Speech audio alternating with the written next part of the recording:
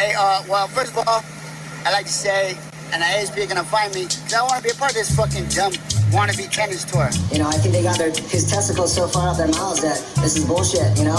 I'm not thinking about that right now. I'm just thinking about having won the world title and hopefully trying to win another one someday. You just drop in and just smack the drop down, say bah! Well, I'll tell you, Stu, I did battle some humongous waves. Oh, just the paper, please? Oh, surf looks good on it.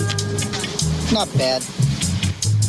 Ain't that swell with Jed and Vaughan. Oh, those guys are back!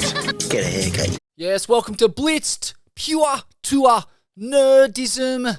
Vaughan, the Challenger Series event at Snapper is a wrap. And made a 4.97 out of 5 on the chat rating. Yeah, man. Plenty of skits moments, so much madness. Several, are you kidding me? Came out and almost no torture. Maybe. Oh, whoa, hang on. I'm sure we're going to get to this, but there was plenty of torture in those man-on-man heats when just fucking wave after wave of perfection went through, and no cunt fucking surfed them, Spivvy. Disgrace! Yeah, and a slight deterioration of conditions for the final. But all in all, one of the great contests in recent memory. It was the contest the WSL needed so badly. And in a lot of ways, it really reminded me of just how good of a product pro surfing can be with just a couple of minor tweaks. Like the 4-man heats, they're amazing. Like they have the power to push pro surfing into this elite TV mainstream sports category alongside your footballs and basketballs and whatever other sports you want to mention. Just purely based on the fact that there's just no downtime. You know, you got 4-man heats.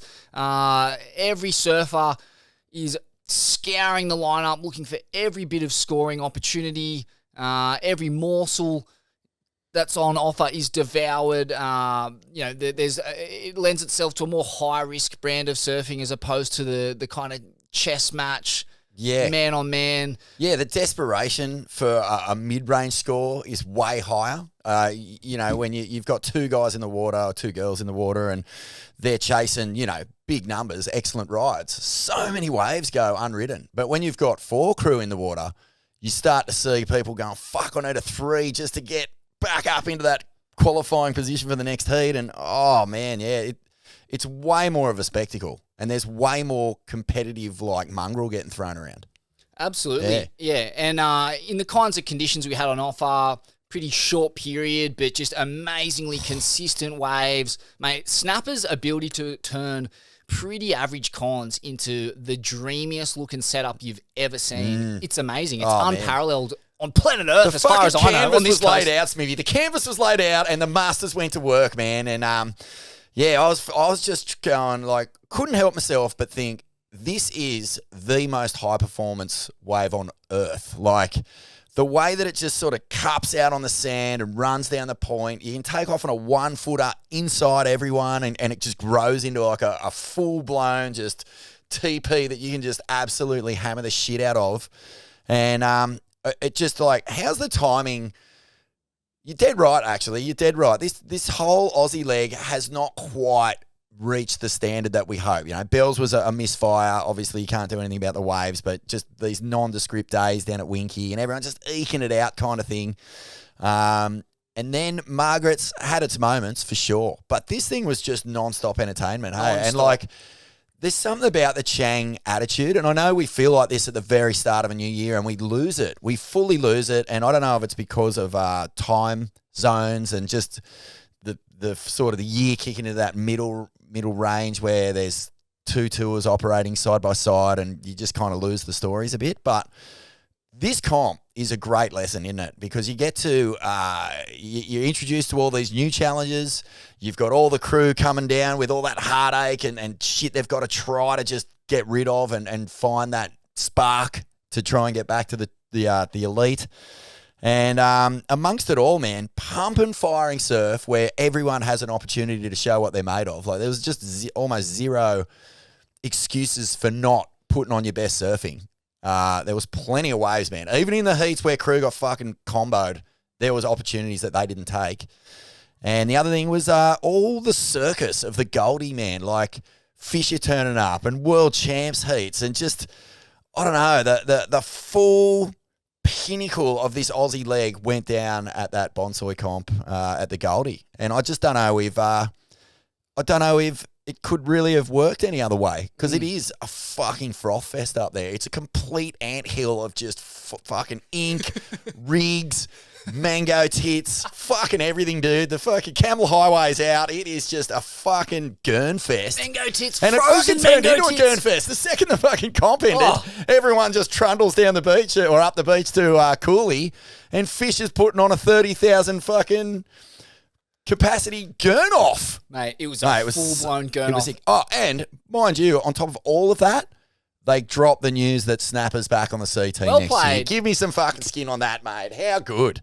Yeah, mate, it was just a fiesta of high-octane, high-pressure surfing and a real cultural experience. For me, I was just bathing in Australian surf culture from start to finish. Yeah. Watched the opening round heats on the broadcast and just, mate, second to none. The commentary panel, Ronnie, Rick Love, Ock, and Stace. Bugs and Stace. Stace. But it was all about the Bugwan. Mate, Oh. to have a guy of his vintage with that kind of high surfing IQ, but not just surfing IQ, heat IQ. You know, his son is pretty much an elite level surfer. He's so contemporary in his knowledge, but can stretch it from the current day all the way back to the, you know, his favourite events of the 78 year when he won the world title. Mate, it was an absolute joy. I feel so enriched as a surfer listening to that kind of intel, watching this. Just the creme de la creme, dare I say it, Vaughan, the cron de la cron, let's say, of Snapper just going top to bottom like, holy smokes. Mate, what an extravaganza it He's was. the biggest gift to surfing, man. And we just need to fucking basically all hook our tentacles into it and just suck the Bugwan into our veins because it's limitless. It's a limitless ball of energy. It really is. It's a limitless ball of passion. Like, you know, he's sort of... you know, his whole operation for his whole career was like shadow boxing and going, yeah, the Bugwan's on a fucking, here we go. Like, and man, it's no secret why he is contemporary because he, you know, when he's not commentating CTs, when he's not involved in, you know, Snapper Rocks, board riders or every aspect of surfing, he's got his tentacles in, you know, and he's constantly trying to reimagine it and get it to be better than it is. And, you know, like the Usher Cup's a perfect example. Yes. There's no World Club Challenge. Where's it going to come from? Who fucking comes up with the idea and finds the people who can make it happen? Bugs! And when he's not doing that, he's commentating fucking Grom comps, dude. Like, he commentates the Occy Grom comp up at the Goldie, backs that up 1 week later by coming down to Lennox and doing the Skull Candy.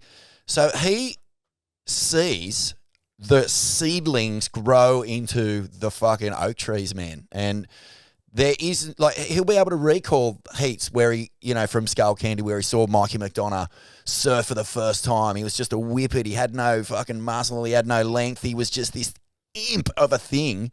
And, you know, he can call to mind that experience and see the man he's turned into, you know, the struggles, physicality of sort of like, you know, when you have a growth spurt and you go from a tiny little high twitch whippet into a big girthy thing, you got to relearn to surf. Like, all of that knowledge is because he's there and seen it, man.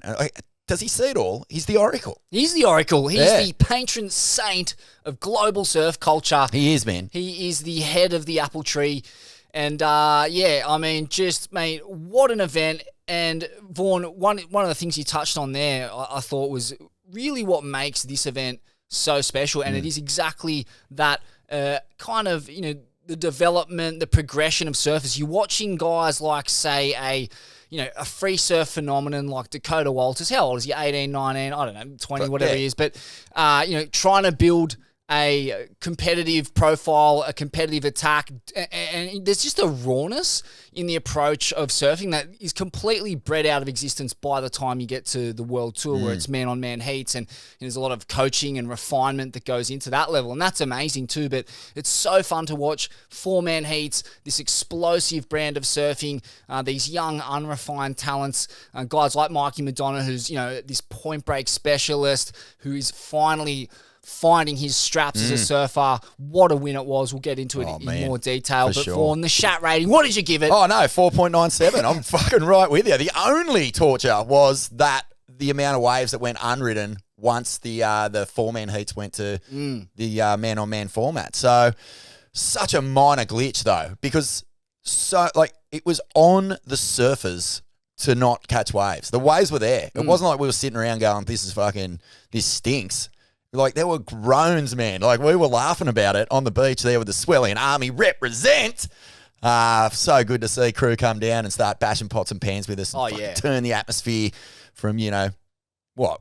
Crickets. Pretty tier. Yeah, all right. It was crickets. dead set. It was less atmosphere than an under-8s rugby league quarterfinal. It was dismal. Have you been to an under-8s game lately, mate? It's fiery down there. 100%. Yeah, there's fisticuffs on the sideline. Central that for under-8s rugby league match. Just do with a bit of fisticuffs on the sand just to spice things up a bit. But, what was I talking about? Fuck, lost my train of thoughts. Shat rating. Once we got down there and fucking the atmosphere lifted, fuck, man, it was just, it was so exciting. Yeah, but it was on the surfers. There were so many opportunities that how many times did we watch just people sit out there and just, 6s to 8s just roll through underneath them while they're looking for a 10 to try and match, a big score that someone kicked off a heat with. It was stupid. Yeah. Rearrange the tactics, man. Mate. It's so true. I mean, we know why surfers love man-on-man heats. It's less pressure. There's less hassling. Yeah. It's a calmer, more kind of measured way to compete, and there's more opportunity for the two surfers in the heat. But from the perspective of a surfer and a surf fan, like, I want to see 4-man heats. I want to see more waves ridden. I want to see pressure. I want to see drama. I want to see fisticuffs. I want to see a couple of Terry Richo elbows in the back of the head because someone's paddling under you or around you.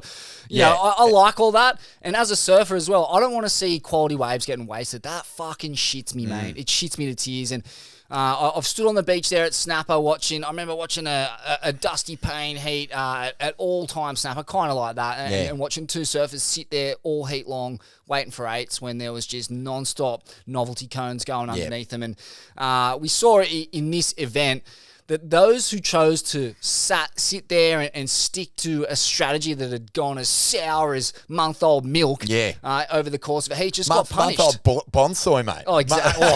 Those soybeans, they get real pungent they're after bad. Getting left in the sun. I've left a few even in the fridge, mate. Like, go away for a couple of months, come home, open the fridge. Woo! Yes, exactly. So, and those surfers that chose to just enjoy the moment and really relish the opportunity to surf snapper with one other bloke, those surfers tended to get the rub, and make of that what you will, some cosmic or divine surf intervention, but you've really just got to make the most of conditions like that and surf, man. You got to surf. You got to surf, that's it.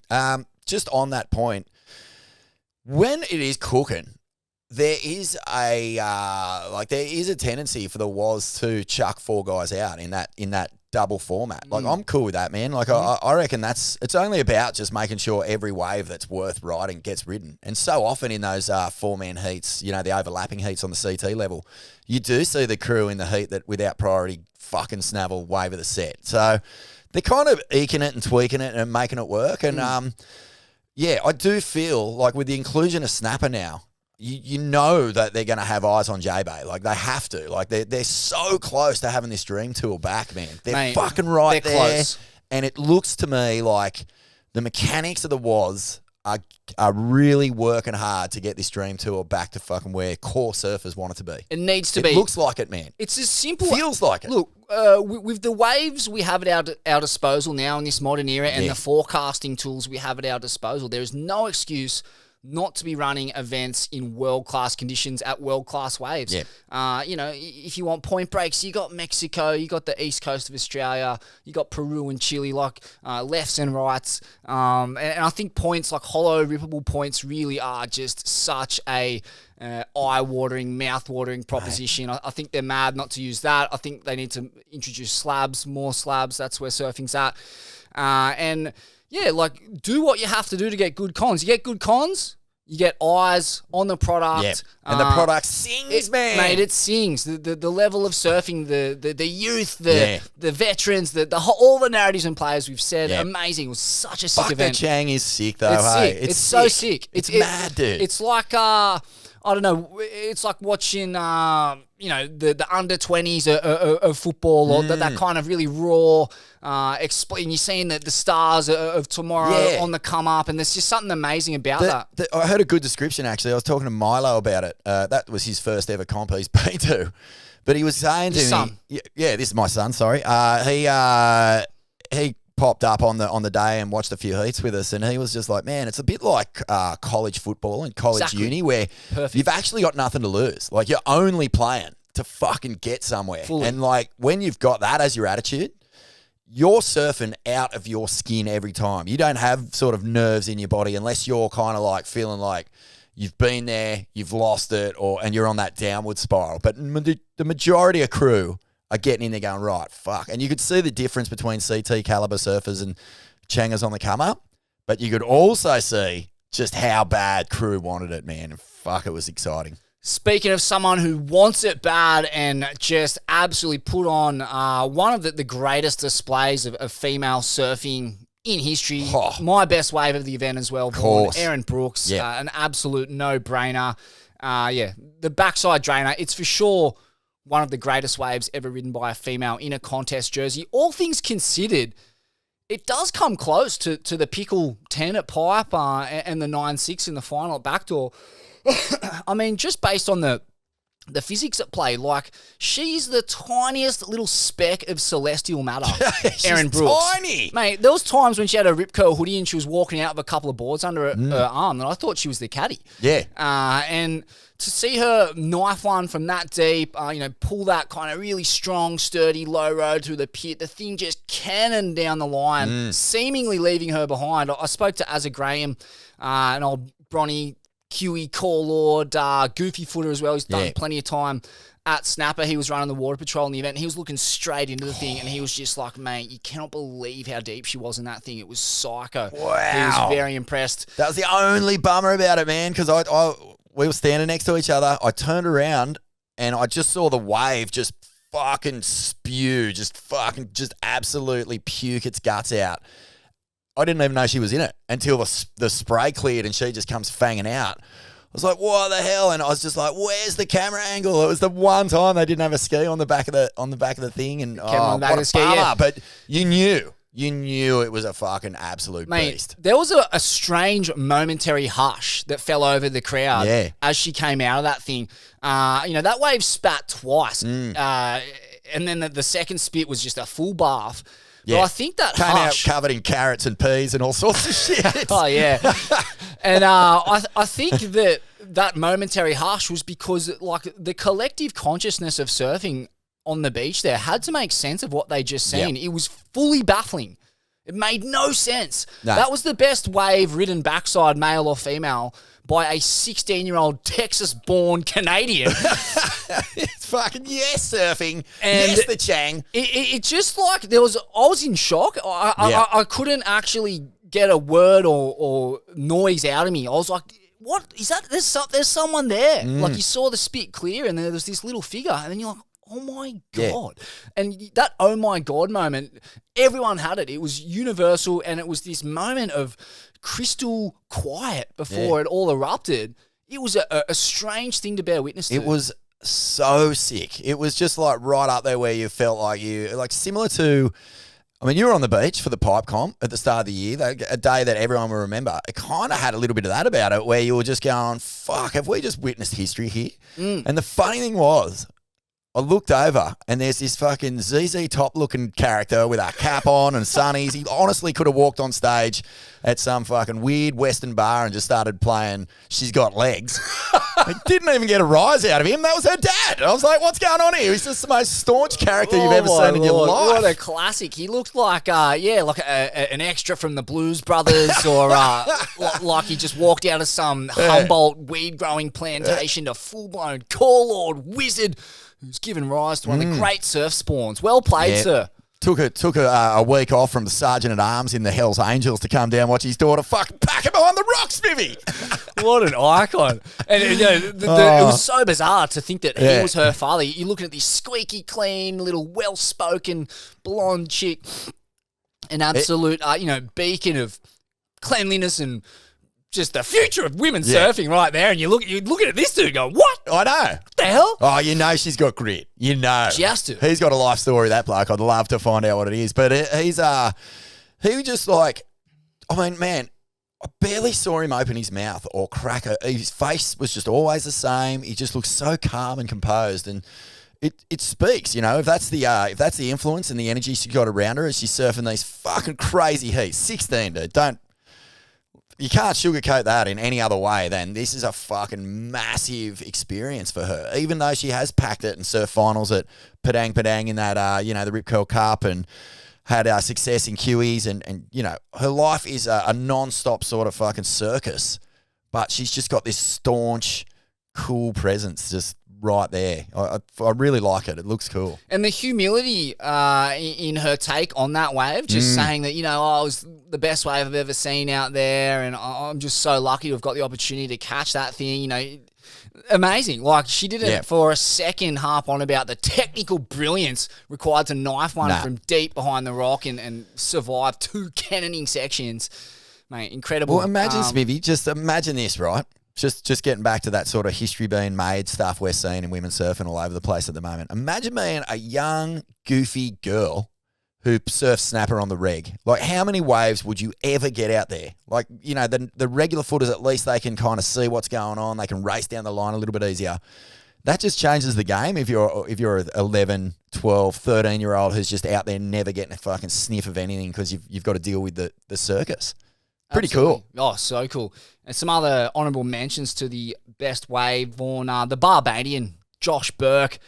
That 9 within seconds. Gargle of the fest. quarter, was it, against Jiao Chianca? What a wave that was in the context of his career. Squeaked through the round of 16, almost by default, really patchy performance there. But prior to that and after that, he was impressing a lot of people around the contest site, particularly with his tube riding. I believe he's if not a native, he's a regular of the soup bowls there in Barbados. I've watched an edit of him and his brother absolutely stuffing their face stupid. So plenty of game in the cone zone. So calm inside that thing, just a lozenge in this fucking sandy, sore, fucking just gross, riddled beast. It was awesome. It was such a beautifully surfed wave. Like, when I watched the replay of it, and you just go, oh, fuck, that would have looked insane in there. Yeah, below sea level double up, just kind of scooped in deep, little bottom turn adjustment, and then just pilots a full wormhole. Had to get the ski poles out and hip thrust a couple of times. Took a bit of forward thrust. Vish. Exceptional tube riding. Mad Vish. Semi Pupo's double barrel in the round of 16. That's probably my favourite wave of the heat. I don't think of the event. Yep. Not the best wave. Aaron Brooks gets that, but just for a surreal, glitchy wave, airdrop into a spitting chamber, parks it, gets funneled, shot out into a huge carve, a couple of vert Rios before the thing kinks and squares out again, just full glass sculpture, finds a line, packs a big first section, doggy doors the second. I think it was like a 9.53. And that was part of, there was another 9 early in the heat. We'll get to that. Yeah. But that was the highest combined total from a surfer who was just on fuego. Oh, man, yeah. He was so good. Actually, my favourite wave, personally, my best wave, without the tube, with no tubes, was Sammy's 9.73 in that quarter against Patar. Because how often do you see an excellent score for just pure rail, quick twitch mastery, man? Like, he put a wave together that was so fucking seamlessly scalpeled to ribbons, like just shredded beef everywhere, man. I felt like I was like a slow cooked Traeger pulled pork convention at one stage because he just fucking lacerated it to smithereens, and there was no kink, there was no wobble, there was no bubble, man.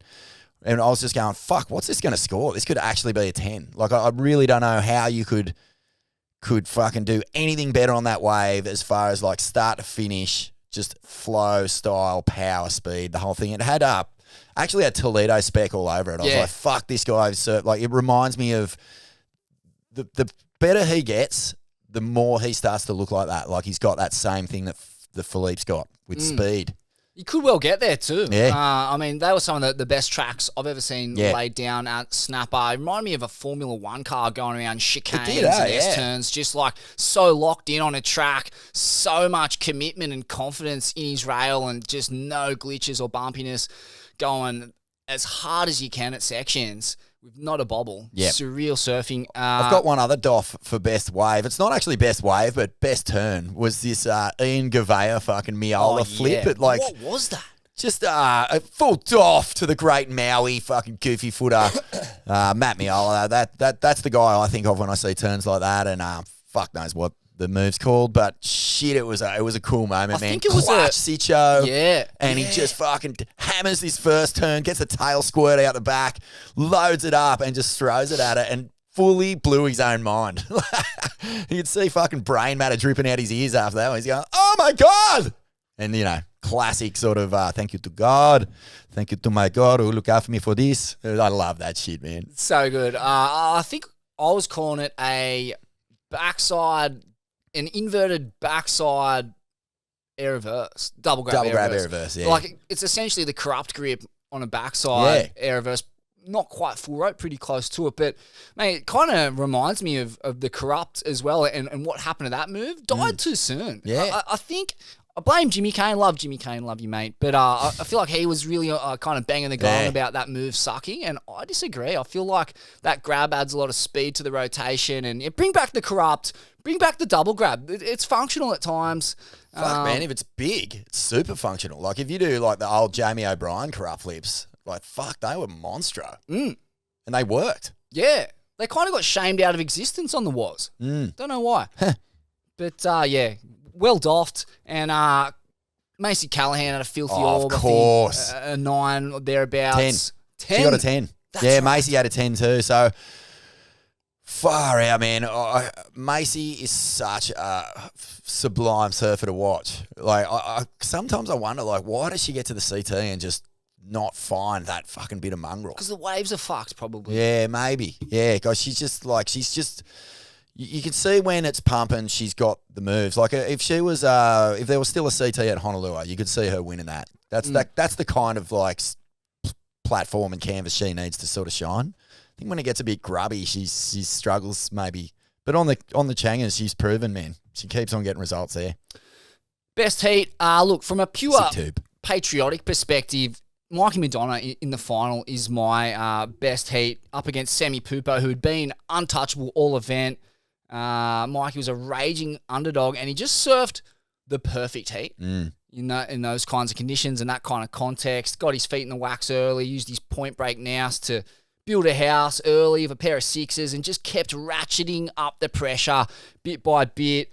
As the deafening home crowd just built a fever pitch, absolute madness on the sand. All the Lennox heads getting together with the swelling army, clans united to make a big racket, and just kind of feed into the energy of that performance. I loved how locked in Mikey was and the intensity of his approach, and he just rode that emotional wave perfectly. You could see him screaming on the back of the ski, working himself up, and there was just this kind of back and forth between the crowd and him. And mate, it was one of the great underdog performances, and an absolute boil over win. But like, he earned it. Kind of grinded his way to that position throughout the event, getting the job done, and then just surfed the consummate heat to beat Sammy Pupo. Incredible, mate.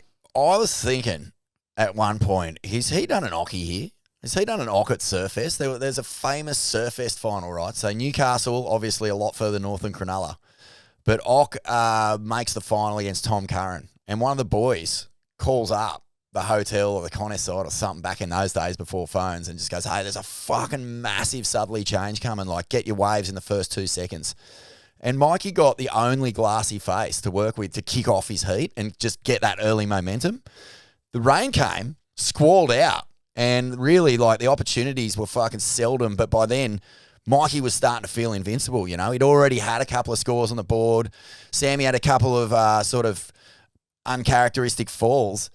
And what that allowed was the crowd to become a factor. Because Mikey fucking tapped in, man. Like, if there was no one there, like, for sure, he might have gone like, fucking, okay, I've just got to stay on the game here. But it just got in his blood, man. It was fizzing out heavily. As you say, he was like on the ski going like this. He was finishing waves and claiming it. He's always been that kid, though. He's so fucking emotional, man. Like, when he gets knocked out, he's furious about it. He fucking can't believe it. He had a heat where he made a priority error. Like, I think it was might have even been Surfest, where he just let someone get a wave in the last 5 seconds. And it was all he could do to not fucking knock himself out on the beach. Like, he was that filthy. And this time, it worked for him. And it was so cool, man. Like, yeah, the way that he surfed the final too, the muscle in it, like the full thuggery of his approach on those waves, he just left nothing in the can. He was like, okay, if I'm going to fucking beat Sammy Pupo, I'm just going to have to up this power game a bit, which I thought was a really good tactic, man. Like, all his turns, once he fired up, were just big, all-out sort of Larrys and fucking gaffs where he'd put that extra 2% or 10% into it at the end of it, and fucking, it was just the vibe on the beach with every turn. How sick was it, man? Mate. Like, that raw, it was, yeah, I don't know how often it happens other than maybe Bell's finals and stuff like that, where the atmosphere of the crowd booms into the lineup and you're feeling it. Because Sammy looked like he was feeling it, didn't he? Oh, absolutely. The lack of support. Yeah. It sucked the juju from Sammy's performance. Absolutely. I mean, he was an unbackable favourite going into that final. Almost no one, except for those 20 or 30 Lennox heads on the beach, gave Mikey a chance. You know, I spoke to some HPC coaches, some pro surfing pundits who were just going, mate, Sammy is shrouping. He's on another level, and Mikey got the job done. And as you mentioned, Vaughan, he's no longer that skinny whippet. Nah. He's a thick rig these days, riding definitely a bigger board, probably the biggest board on the men's side of the draw, and just absolutely clubbing it vertically, putting so much gusto into those frontside meat hacks.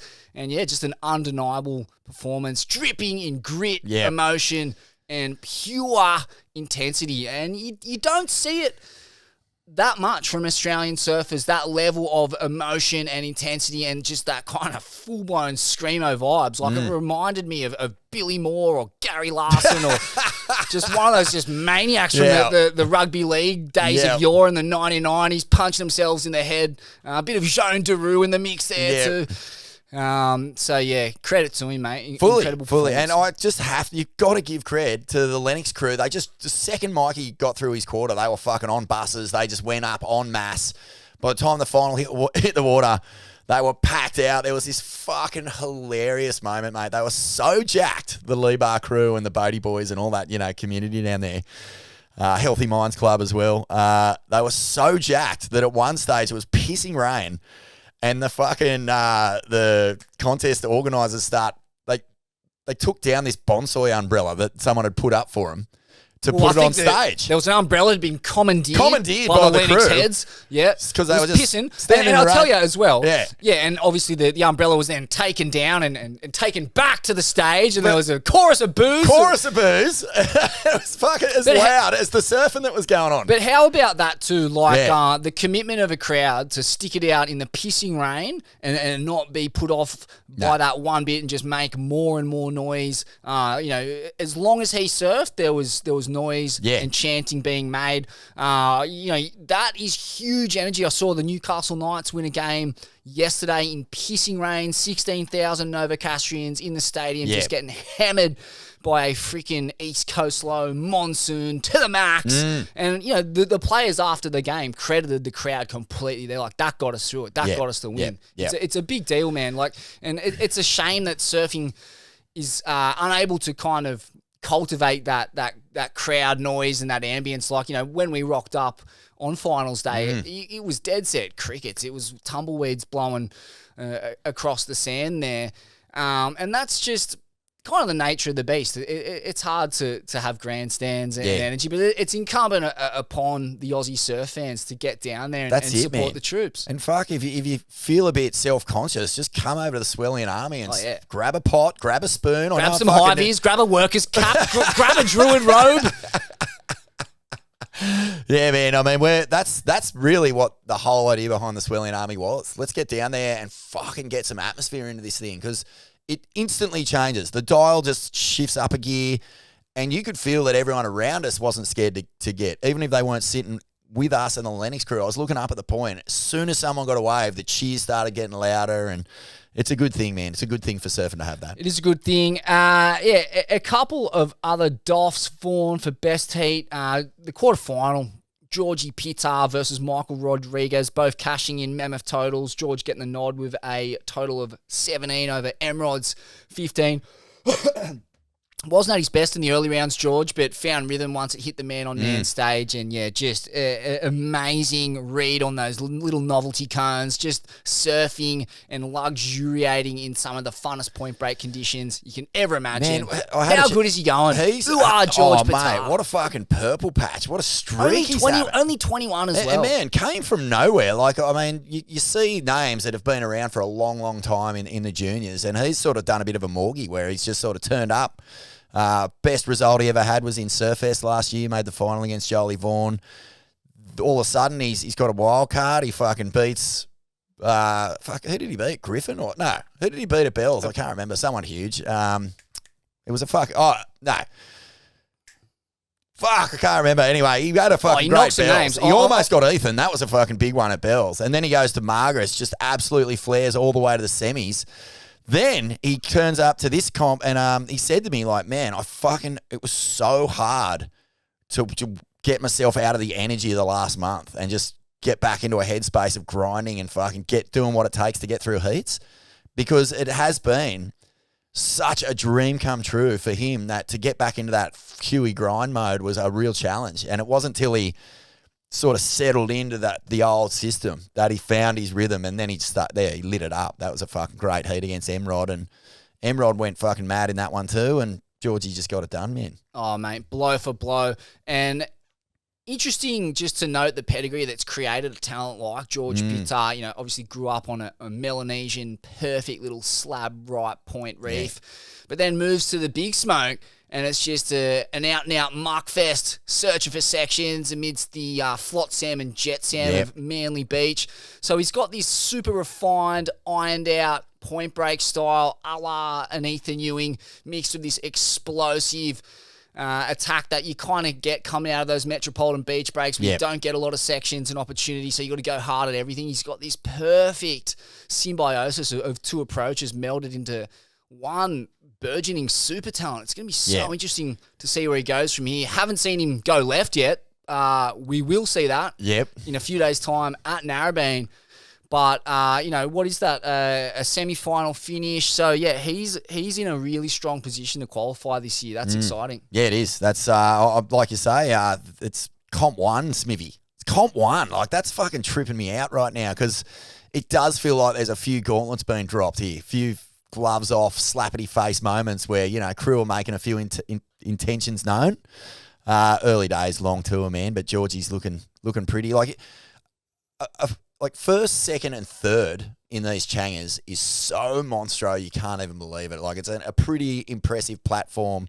The only thing you don't want to do is fucking get too ahead of yourself. It's like restart for every Chang. Narrabeen up next, going to be fun. Yeah, mate, had a look at the forecast too just quickly, and, mate, amazing looking forecast. Wow. A lot of east swell. Winds may be a bit of an issue, but, generally in autumn, you still get a few hours of offshore in the morning, and there's definitely a couple of days in there that proper offshore Sick. till mid-morning classic autumn pattern. Oh, mate, cannot wait for that one. Just make sure you wrap it by, I think it was the 16th or 17th, because it looks like it's going to be about 100 foot. So, whoa. I think the contest is over by then, but it's fucking 6 meters at 12 seconds. Some psycho. Oh, moving to Dead Man's. Cataclysmic. Let's go to Dead Man's, Fucking Timmy. Yes. That would be amazing. Make the event mobile. Best heat for me, and it almost stole the entire show, was the World Champs heat on that afternoon. Yeah. Like, fucking, man. Which one? Well, the first one. The first fish one was a real good laugh. Like, that was pure entertainment, especially when he pulls out his cockboard and just starts fucking throwing it around like he's on fucking stage, like pre-fish superstar. Going way back now to when Fanning won his first world title and Fish saw him out on the highway. That was the last time I saw him throwing cock around on that level. Oh, yeah. But yeah, the first world champs heat was so incredible, man. And fucking, mixed surfing, just, I don't know, man. I don't know. Like, there is still a level between the Chang, the best guys on the Chang, and the way that these guys surf, and girls. Steph out there too. But the bottom turn, the drive, just the what is it? It's like that ethereal kind of unspeakable connection to how to surf waves flawlessly. They've all got it. It was insane. Born and bred on that wave, and they're just so connected to the energy of it. Yeah. All the talk was about Steph. She drained a sick one, but, mate, Fanning was the star of that heat. I was just tripping on a couple of the wraps he did, just cleaving the wave in half, connecting with the foam on the rebound, and just that trippy track that his board was finding immediately. Like, he could read that sidewind so perfectly. He would snap the rebound and just be getting shot sideways with more speed.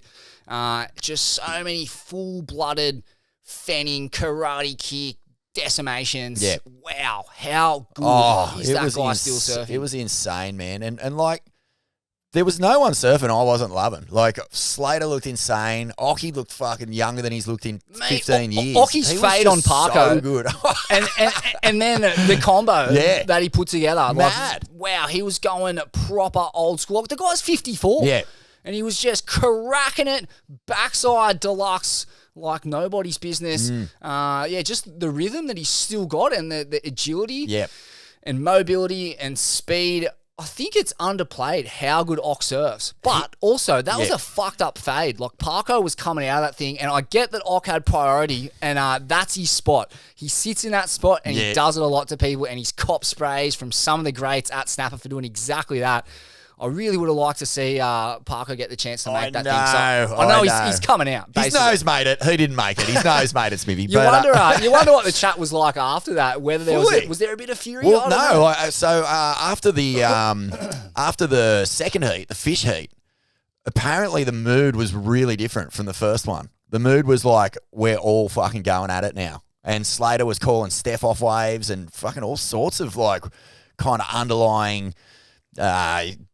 These underlying sort of rivalries started bubbling back up. So the novelty of the first one and how pumping the waves were, and the fact that everyone was just getting sick ones and ripping the shit out of it, got replaced by this kind of like, oh no, I'm gonna fucking flex you at my home break now. Like, fucking don't come at me. And it was apparently a bit tense. Interesting. Despite how fucking fun it looked. But that being said, man, both heats, such a cool addition to an already fucking epically enjoyable comp, hey? Like, really good to see those surfers out there. Everyone on the beach was way invested. Mate, like, it wasn't like some novelty free surf that they chucked out. It was packed, and the vibe was fully throbbing. Like, it was good energy. You're pretty much watching, surfing's version of the Dream Team in action. Yeah. Like, how many was there? Like 30 plus world titles or something? 28 world.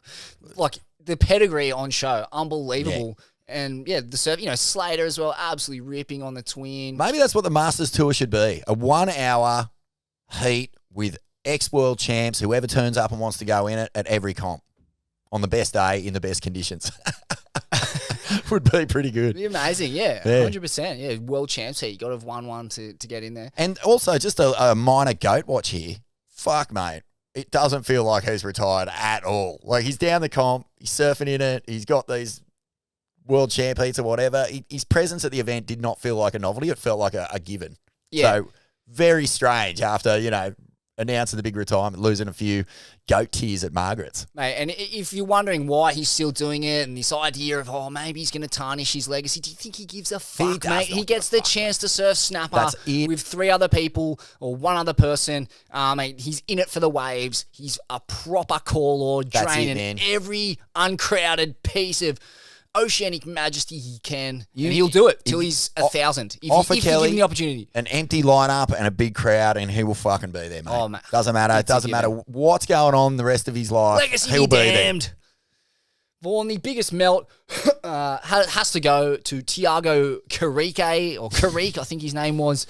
A great French surfer, made it to the round of 16 in the Challenger Series event. No easy feat, but man, one of the worst performances you'll ever see in that round of 16 heat against Zhao Chunka, given what was happening all around him. Yeah. Sat there at pumping snapper and barely caught a wave. Couldn't bring himself to take off just because, like you said, he's looking for 8s, 9s, 10s. He was behind the 8 ball right from the get-go because he was up against a guy, Zhao, who was just relishing the opportunity to surf uncrowded, pretty all-time snapper. Zhao's just draining every novelty cone within sight. And poor old Thiago, mate, he'll be playing bed karate for weeks. It's a surreal proposition to sit there in waves of that quality and barely go one. It's just bizarre. You've got to surf, mate. I just had pure melts for anyone who did that. Isabella Nichols did the same thing against Erin. Erin takes off 3 seconds after the hooter goes, gets a 10. But instead of just her backup wave ended up being a 6, right? So she's got a 16-point total. Isabella can do that in a sleep. And instead of just fucking surfing and going, all right, she waited for a 10. And it was just, I thought it was a bit of an unforgivable tactic given that fucking there was so many pumping waves in that heat, man. We saw another set come through that Isabella actually wasn't in position for that was probably could have been that wave. But because she was just hunting and fossicking and trying to find the one, she just wasn't in rhythm with it. And, it was a bummer, really, because she was surfing so good. She definitely deserves to be on tour. But, it was so weird that when someone got a 9, the other person would just go to water and not fucking surf. Surely the tactic is there's so many waves out here, I'll just get into a rhythm and it'll come to me. Yeah, mate, and just relish the opportunity. It's a rare privilege to get that, and we've all given it to you for the opportunity to fucking surf. Yeah. To surf. Isn't someone getting a 10 in the first seconds of the heat a great opportunity to actually stop stressing about the heat? Totally. Go, fuck, I may as well just catch every wave I can possibly catch. And I think, I believe Erin maybe cashed in a 16-point total or something. It was beatable with a pair of 8s. For sure. So, yeah, for sure. Which Isabella had just done in the heat before. So it's I think the shock of a 10, hearing that your opponent's got a 10, it must be a rare feeling, hey, to be the other surfer in those heats. Unless you're surfing against Matt Wilco, who lost something like 4 career heats with a perfect 10 in his score. Wow. And Thiago Carrique, I believe his greatest contribution to that heat was pretty much stuffing Zhao Chunka in a tube. Yeah. And then sitting out the back and not catching another wave. How good. How good. Just add to the melt. Straight into the carpet and fucking leave a big stain. Best performance for all things considered, Semi Pupo. Yeah. Talked about it at length, laid down some of the best tracks ever seen at Snapper. We talk a lot about that frontside click turn, that kind of down the line transitional finner, and he's just got that thing on lock. Most elite surfers do have it in their arsenal, but Semi's version of it is just super elite. To come that hard off the bottom into the lip, pop the fins out, and keep your speed down the line, the deftness and the control that takes, it's mesmerizing. To see it in the flesh, to see someone whip it that hard off the bottom and whip it that hard out of the top, and just the arc through the air and, the fins through the air and just keeping that down the line momentum. It's such an amazing maneuver. And then, just ripping off S-turns, carves, the whole gamut of high-performance rail surfing. And one thing when you're there at the beach is that Goldie crowd is so alert to what elite surfing looks like. Appreciation was unanimous regardless of, who he was surfing against or what was going on, right up until the final. The final, he never got really a chance to show what he could do. He showcased everything before that, of course, but he never got a wave in the final that threatened to sort of derail Mikey. But in every heat he surfed, the crowd was so appreciative of what he was doing, man. Like the oohs and the ahs, like other than for George Patar, they came out thick and fast for the old poopy as well, mate. Yeah, the combined total of 18.7 against our man Chippo in the round of 16 was an absolute clinic in futuristic rail surfing. He belongs on the world tour, and he'll be back there very soon. Will. Breakthrough Vaughan, the two winners, basically. Mikey McDonough hadn't made it past the round of 16 up until this event. Gets the win. Now goes to Narrabeen, number 1 in the world on the Challenger Series. And Erin Brooks. The position she was getting into backside, I've never seen a woman get into positions like that. Just like so vertical and just clubbing, cascading sections, blowing the fins out, throwing the fins. There's this sort of like classic, goofy. I mean, actually, Taj probably did it as well, where they can hit the lip, pivot, compress, and you see it where they come down vertical. Like they whack the lip, pivot on it, come straight down vertical, but they're so compressed that by the time they get to the bottom of the wave, they're just in that perfect drive position. Yeah. She was just really incredible at doing that, man. The confidence to see a section cascading and go, oh yeah, now's my moment, and go deep off the bottom, hard off the bottom, and just club it as it comes down and get up and over it and get the fins out. Like, I don't recall any woman doing that kind of surfing. It's pretty. Maybe a couple of BMAC backside hangers. Yeah. I can't really remember Taddy doing anything that critical. Just screams world titles. No, there's lots of really good backside exponents of the good backside hook. Like Molly's got a fucking mean backside hook. She can take it vertical and hook it.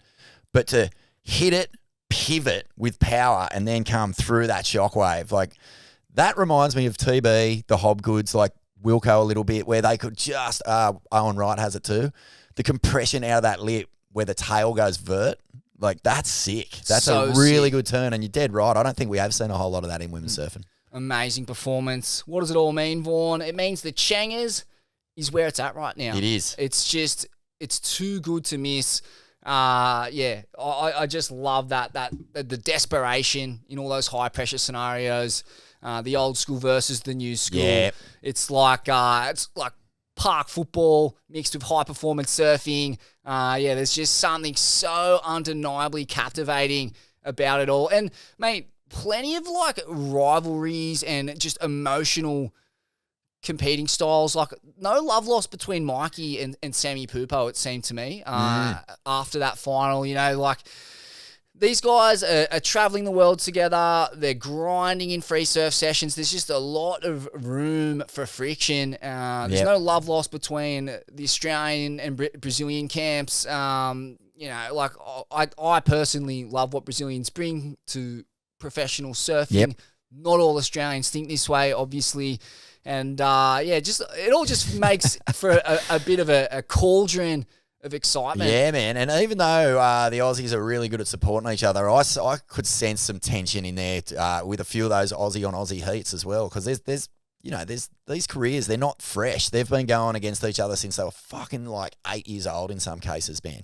The Coda Mikey McDonough quarter that we watched that morning was just a full cone off, and Coda was ripping. But Mikey's reaction when he came in told you that was a big heat for him. He was like, fuck this whippet. I want to fucking just absolutely bury the cunt. I want to break his bones and just bury him and fucking he could drown in the high tide water. You know, like you could sense that there was a lot there. And they're in just opposing towns now, Byron versus Lennox. And all those stories make it sick, man. Like it's really cool. But here's a little insight as we go into Narrabeen, Smithy. CHANGAZ stop number 2, 6 Aussies inside the top 10 of the men's. Obviously, there's a lot of people inside the top 10 at the moment because it goes to number 9. But Mikey at number 1, Georgie Patar at number 3, Codes Walters at number 5, then Oscar Berry, Dill Moffat, and Chippo at 9th. Wow. So, man, good start for the Aussies. Yeah, like we tend to kind of get solid to the end of the year or midway through the tour and get a few results. Like, good to see the home court advantage getting used. bad for Jarvis Earl, Jolie Vaughan, Winter Vincent, and Morgs. Like, fuck, man, not the start they were looking for. And Jolie Vaughan, you kind of would expect to win this comp. So that was a bit of a surprise. And then on the women's, 3 women inside the cut at the moment, and there's only 5 spots on the cut for the women's, obviously. So Sally Mack, you cannot fucking cook. You can't keep a good woman down, Smithy. Sal Fitz. Sal Fitz. Sally Mack, what am I talking about? It's Macy Callan inside that as well, and Bronte McCauley. So 3 CT surfers looking good at the start of the year for the Chang. So good start for the Aussies all round, man. Keep the ball rolling. Come on, the Aussie Come Onion. on, Rip in. get up 'em. See you in Northie, mate.